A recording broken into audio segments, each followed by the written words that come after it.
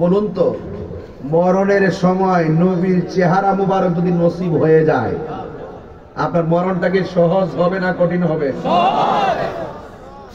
কবরে যাওয়ার পরে যদি নবীর দিদার আপনার হয়ে যায়, কবরটা কি সহজ হবে না কঠিন হবে? হাসরের ময়দানে যদি নবীর দিদার হয়ে যায়, নবী যদি আপনার পাশে উকিল হয়ে দাঁড়িয়ে যায়, আপনার হাসরের মাঠটা কি সহজ হবে না কঠিন হবে? তো যেই নবী মরণের ঘাটের সাথী, যেই নবী কবরের ঘাটের সাথী, যেই নবী হাসরের মাঠের সাথী, সেই নবীজিকে কি কাউবয় বলা যাবে? গরু রাখাল বলা যাবে? আর নবীজিকে গরু জীবনে চড়াইছে? নবীজি গানাম বকরি চড়াইছে? গরু চড়াইছে? গরু আর বকরি কি এক জিনিস? স্ট্যান্ডার্ড ভাষা না? ইংলিশ ফুটুর ফুটুর দুই তিনটা বলতে পারলাম, স্মার্ট বক্তা হয়ে গেলাম গা।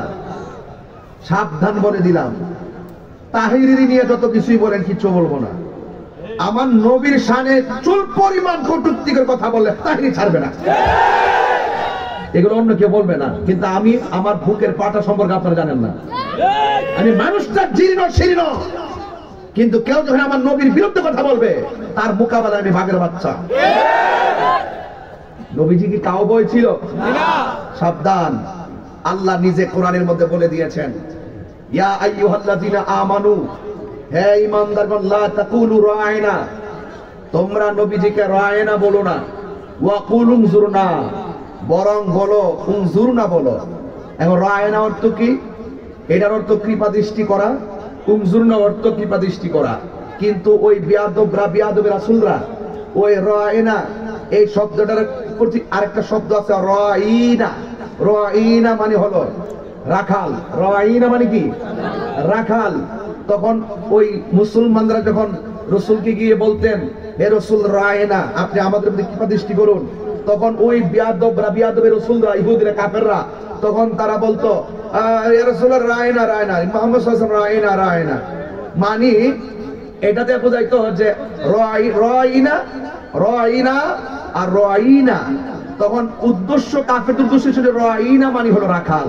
তখন আল্লাহ তো তাদের ভিতরের অবস্থা জানে, মুসলমানরা জন্য রায়না দ্বারা ভালো অর্থ নেয়, কিন্তু ওই বিয়াদবরা রায়নারে ওই রায়না শব্দটা ভাঙ্গা এখানে রাসূলুল্লাহকে রাখাল বলে সম্বোধন করত। তখন আল্লাহ বলছে, রায়না কোরআনের ভাষাটা সঠিক হইলো, তোমরা এটা কইও না, যেহেতু এই শব্দ দ্বারা তারা অপব্যাখ্যা করে, ভিতরে আরেকটা নবী বিদ্বেষ লুকায়িত, বরং তোমরা বলো ওয়া কুলু উনজুরনা, হে রাসূল আপনি আমাদের দিকে দৃষ্টি দেন। তো আল্লাহ বলছে নবীকে রাখাল বলা যাবে না, আর তুমি বলো কাউবয়। এই যে রাসূলুল্লাহর বিরুদ্ধে কথা বললে আপনি বেশি অ্যাডভান্স হতে পারবেন না। আপনি যত নবীর পক্ষে আদব দিয়ে কথা বলবেন, দেখবেন আল্লাহ পাক আপনার সম্মান বাড়াই দিবে। কথাটা ঠিক না বেঠিক? এখন আমি বলবো, এটা রাসূলুল্লাহর সঙ্গে আমি আপনাকে যেভাবে ডাকি, আপনি যদি রাসূলুল্লাহকে এইভাবে ডাকেন, এটা হবে না। রাসূল বলছি, হ্যাঁ, আল্লাহ পাক নিজে বলছেন, তোমরা রাসূল পাকের কথার উপরে, আওয়াজের উপরে তোমাদের আওয়াজকে বড় করো না। তোমরা একজন আরেকজনকে যেভাবে ডাকো, নবীকে সেইভাবে ডেকো না। তো আপনি যদি রাসূলকে ওইভাবে ডাকেন, তাইলে কি রাসূলুল্লাহ খুশি হবে? এই জন্য রাসূলুল্লাহকে সম্মানজনক শব্দ বহুত আছে। রাহমাতুল্লিল আলামিন, রাহমাতুল্লিল আলামিন, সাইয়্যিদুল মুরসালিন, বাস এই শব্দগুলো দিয়ে রাখবেন। ইমামুল মুরসালিন, এই শব্দ দিয়ে রাখবেন, আপনার সম্মান বাড়াবেন আল্লাহ। কথা বলেন ঠিক কিনা? তো এই জন্য পরিষ্কার, এই সমস্ত যারা রাসূলুল্লাহর শানে শব্দ চয়নকে এইভাবে বলবে, রাখাল বলবে, এগুলো হারাম। রাসূলুল্লাহকে এরকম ভাবে শব্দ চয়ন করা যাবে না। অনতি বিলম্বে এগুলোর জন্য প্রকাশ্যে তওবা করা তার জন্য অপরিহার্য। কথা বলেন ঠিক কিনা? এই পর্যন্ত এই বিষয়ে আমি দুইবার কথা বলছি, আরেকবার যখন কথা বলবো তখন আমি নাম ধরে সময় বেঁধে দিব ইনশাআল্লাহ। যাই হোক ভাইয়ের আমার, বলুন, কবরের ভিতরে নবী থাকবে কি থাকবে না? কবরের ভিতরে নবীর কি ছবি না নবী? যারা বলে কবরে নবীর ছবি দেখাবে, কবরে নবীর ছবি দেখাবে, এইটা হলো দৃষ্টতা। এটা কি দৃষ্টতা? এই দৃষ্টতা দেখানো যাবে না। কবরে সশরীরে আমার নবী হাজির থাকবেন, এই বিশ্বাস কার কার নাই হাত তুলে। এই থাকতো না মানে, হ্যাঁ বুঝছে না নাকি? যাক, হ্যাঁ, হাত তুলছে আর ঠেলার ছুটি তুলে লেছে। হ্যাঁ, শুনছে না আমি যে তুলাইছি। এবার কারা নবী কবরে শরীর মুবারকে থাকবেন, এই বিশ্বাসটা বাঙ্গুরা কার কার আছে? হাত তোলেন।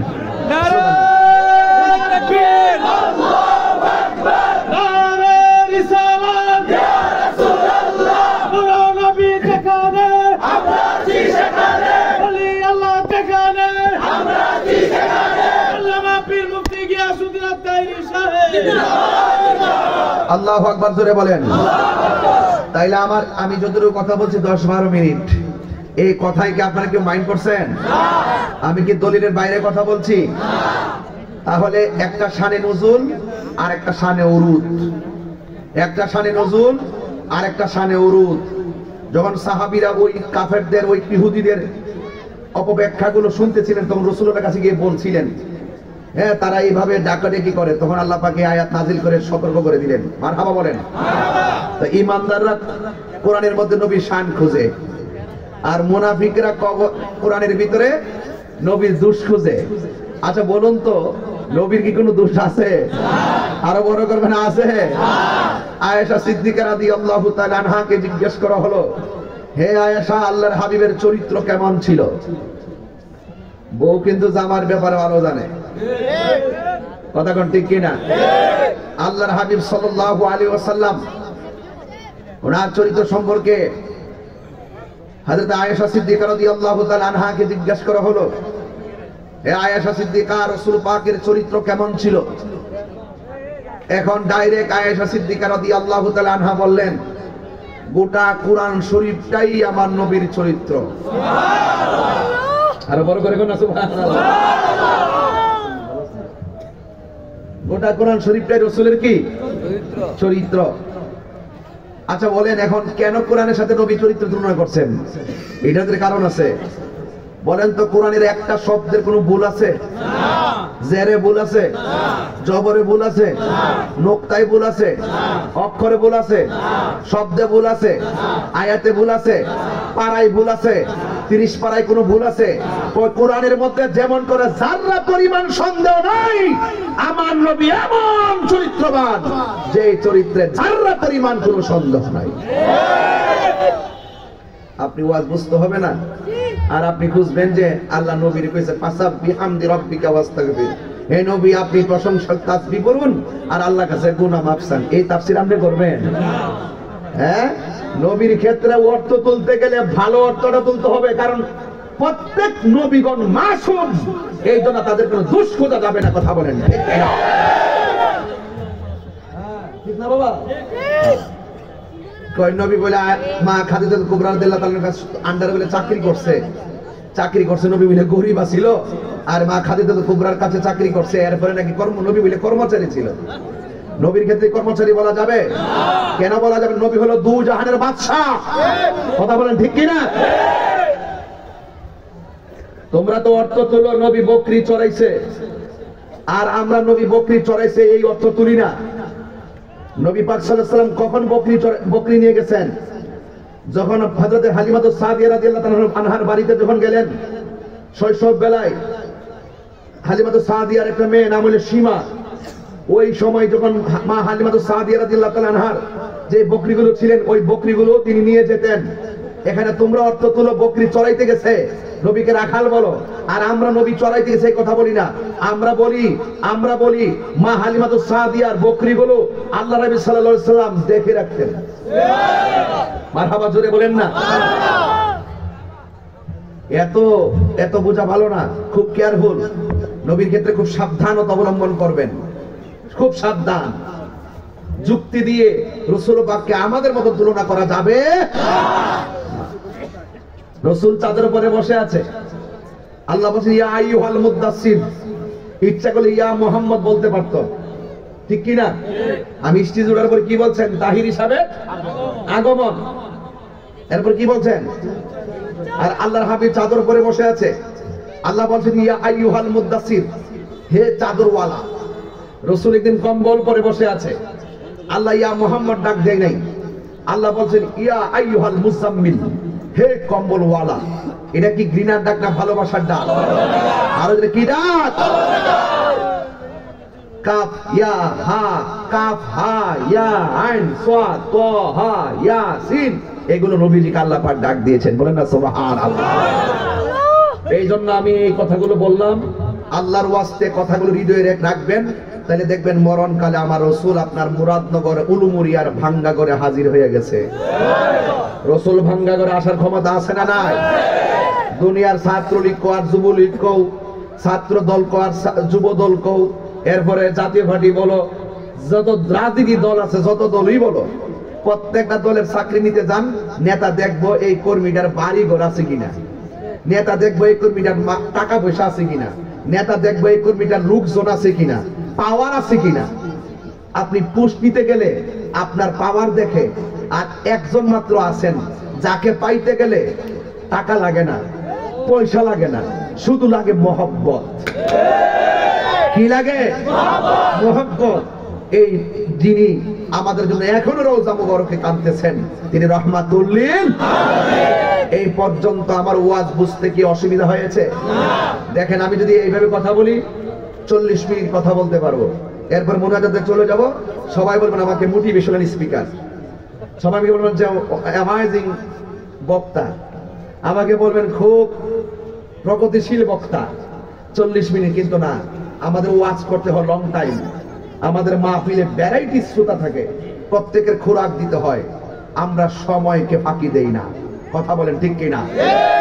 এই যুবক ভাইরা শোনেন, কথা বলছি কিন্তু হয়ে গেছে, কিন্তু অনেক মিনিট হয়ে গেছে। এবার বলুন আমার সাথে, হায়াতের মালিক কে? ওয়াজের বিষয়ে যেতে হবে না ইনশাআল্লাহ? নামাজ যে পড়ছেন কবুল হয়েছে কিনা জানেননি? আজকে জোহর পড়ছি গাড়ির ভিতরে। জোহর পড়ছি কোথায়? গাড়ির ভিতরে। হ্যাঁ, তো আপনার কোনো মাফ আছে নামাজ? হয়তো ব্যস্ত থাকলে ব্যস্ততার মাঝে নামাজটা আদায় করে নেবেন, নাইলে বেশি সমস্যা হলে পরে আদায় করবেন, কিন্তু ছেড়ে দেওয়ার সুযোগ আছে? কথা কোন কেন নাই? এই জন্য যুবক ভাইরা আমার, নামাজ 5 ওয়াক্ত পড়তেই হবে। তবে আমি একটুকু বলবো, দুনিয়ার জমিনে চললা সুদ খাইয়া কইতাম নি বাজান, আপনাদের ডরাইতেছেন? আমি শুধু ওয়াজ কিতা নতুন করি? আমি শুধু ওয়াজ করলে এখন ওয়াজ আলাদা ট্রেডিশন লাগাই আমার বিরুদ্ধে। আমি কি সুদ কি হারাম কি 1 বছর আগে করছে? হ্যাঁ, 1500 বছর আগে সুদ হারাম করছে কেডা? তো মূল্যায় না ওই হারামের কথা বন্ধ করে লিয়েছে। আমি কি তা বন্ধ করে দিব? আমি কি তা মোল্লার পথে চলুম না আল্লাহর কথা মানবো? এই সাবধান সান্দু, গেডা কোন কারণে ইসলামের ব্যবহার করো, খেলা হবে হাসরের ময়দানে। খেলা ঠিকই হবে, দেখা হবে সেই দিন। কে কে মুনাফিকি করছো, আপনি ভাগ বেলে থেকে দেখ, সব ভাঙ্গা বলার সময় হন হয়েছে না, সব বলবো। মাটির উপরে তাইকা ঘুষ খাইয়া, মাটির উপরে তাইকা দেশের মানুষের এই টাকা বিদেশে পাচার কইরা, দুর্নীতি কইরা, সুদ খাইয়া, ঘুষ খাইয়া, চুরি কইরা, মুনাফিকি কইরা মাটির নিচে যাইয়া বেহেশতের বিছনা পাইবেন? প্রশ্নই আসে না। ইন্নাকা লা তাজনি মিনাশ শাওকিল ইনাব, ইন্নাকা লা তাজনি মিনাশ শাওকিল ইনাব। আঙ্গুরের গাছ থেকে কাঁঠালের আশা করা যায় না। তো মাটির উপরে 2 নম্বরই কইরা মাটির নিচে যায় 1 নম্বর গালিচা পাওয়া যাবে না। কামা তাদিনু তুদান, যেমন কর্ম। আমার যুবক পোলাপান্ডি কই? পোলাপান্ডি যুবক কি কই? তোমরা দেখলে তো আমার ওয়াজটা জায়গা গরম হয়া মহারাজরে গো। তোমরাই আমার বাবাদের ভবিষ্যৎ, তোমরাই পরিবারের ভবিষ্যৎ, তোমরাই দেশের সম্পদ। কথা বলো ঠিক কিনা? যুবক ইচ্ছা করলে সুদ কুটিরে সাইজ করতে পারে না। আওয়াজটা আসতেছে রে, বুঝতেছি ডরাইতেছ তোরা। বেটা আমার লোকে থাক বাবা, চিন্তা করিস না। এই যুবক বলে আমার ইচ্ছা করলে 24 ঘন্টার ভিতরে মাদক শেষ করতে পারে না। যুবক ইচ্ছা করলে গাঞ্জা ফেন্সি বা মাটির নিচে ঢুকাইতে পারে না।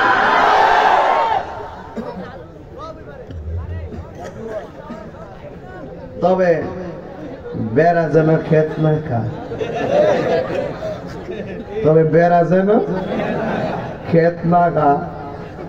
গাঞ্জা কোন জায়গা চলে হে যদি দইরা ক এই খাইতার দ্বারা 10 জন মিলা দইরা তোমার এই গাঞ্জা আমার বেচছে হে চলবো এমন কিন্তু লোভিং আছে দইরা দইরা কিন্তু আবার বেচছে আসেনি রে অনেক পোলাপান আছে না এক দোস্ত আরেক দোস্তের কই এই আইতাছে হ্যাঁ কিতা করে গাড়ি মারা দূর মারি নিয়ে পরে এটা নিয়ে বেচছে আসেনি এরকম যারা গাঞ্জাই আবার ব্যবসা করবো ডাইরেক্ট ভাঙ্গুরা থানা যায় ওসি মহোদয় বলবেন রাতের বেলা দইরা জনে এই গাঞ্জি টেনে ধরে লিয়ে যা কারণ এই গাঞ্জা নেশা সমাজটারে ধ্বংস করে কথা বলেন ঠিক কিনা বলেন তো যাই হোক আমরা জবান দিয়ে যে জবান দিয়ে আল্লাহর জিকির করব এই জবানে কোনোদিন হারাম ঢুকাবো হারাম ঢুকাবো বাজান সাইরানা পয়সা সুদ খাওয়ার রেকর্ড নাই তাহিরি মারহাবা গন আরো বড় করে গন সাবধান এটা আমি খুব অপছন্দ করি আমার লাইফের শুরু থেকে অপছন্দ করি একদম স্টুডেন্ট লাইফ না আর বুঝার পর থেকে অপছন্দ করি কারণ যেদিন থেকে হুজুর বলছে সুদ খাইলে 70টা গুনাহ এর মধ্যে সর্বনিম্ন গুনাহ হইল নিজের মায়ের সঙ্গে জিনা করা এরপরে কামলা বইরা খাইবে সুদের টাকা দিয়ে আমার ফুলাও কুরমা খাওয়ার দরকার নাই দরকার আমি শুটকির ভর্তা দিয়ে ভাত খামো সিএনজি চালায় ভাত খামো অটো চালায় ভাত খামো কর্মের মধ্যে শরম আছে এরপরে সুদে টেহা লাগায় বিদেশ যাইতাম না হারামের মধ্যে কোনো আরাম গভীর মনোযোগ